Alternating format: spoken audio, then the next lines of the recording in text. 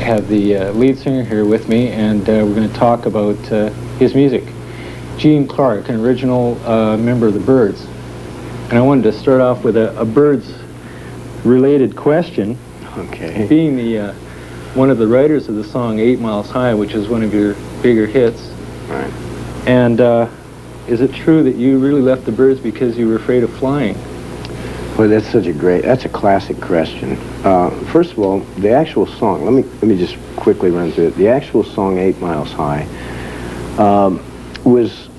started writing. I actually wrote the song and then presented the song to McGuinn and Crosby on tour. We were on a bus tour at the time, and we were listening to a lot of John Coltrane, a lot of Ravi Shankar, a lot of things like that, and they helped me finish the song. The melody and lyrics I wrote myself in a hotel room with Brian Jones in Pittsburgh, Pennsylvania. So that's... So you should have got a part credit on there somewhere? Well, I thought so at the time, you know, but of course he didn't care. You know, I just came out of a conversation. Anyway, the fear of flying wasn't really the reason I quit the group.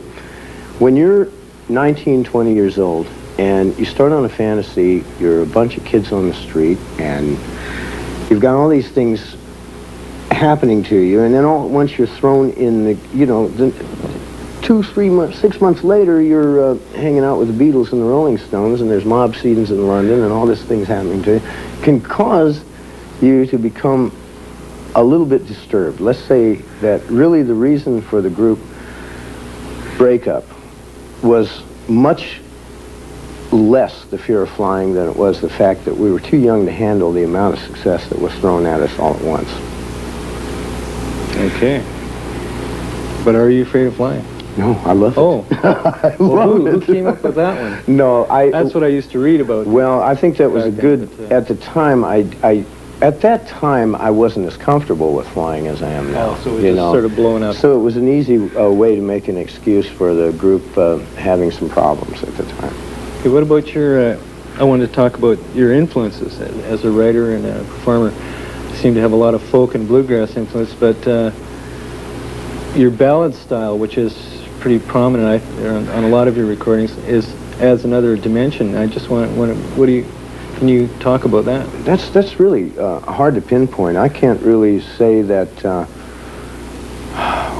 exactly where maybe the ballad style came from, except that maybe I appreciated a lot of the beautiful folk songs, the folk type songs. But my father was a bluegrass musician. I came from the Missouri Ozarks, and I was a rock and roll kid. I loved Elvis Presley through high school. I had rock and roll bands, and when the folk music thing came on in the early 60s, it was just natural for me to fall into it because I had that background of folk and country music in my existence. So.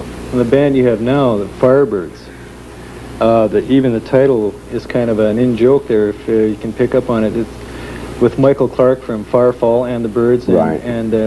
And of course the Byrds with a Y. Right. And so, do you do a lot of? Do you do much older material? Is it all newer? Well, what are people going to hear when they go down? We're doing a bit of the older material. We're doing the classics. We're doing So You Want to Be a Rock and Roll Star, Feel a Whole Lot Better.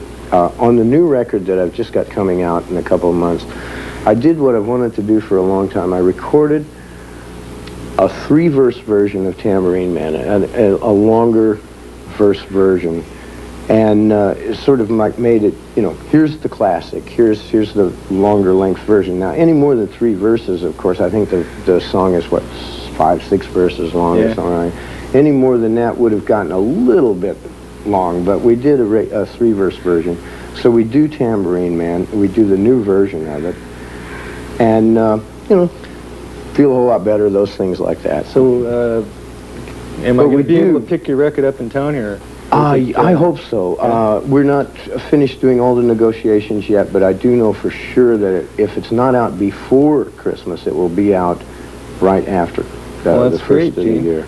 And we'll see you tonight, Thursday night, Friday, and Saturday down at Harpo's. Okay. And I hope all of you come down. Yeah, I'm looking forward to everybody. And I got to give you my top 10 this week. I have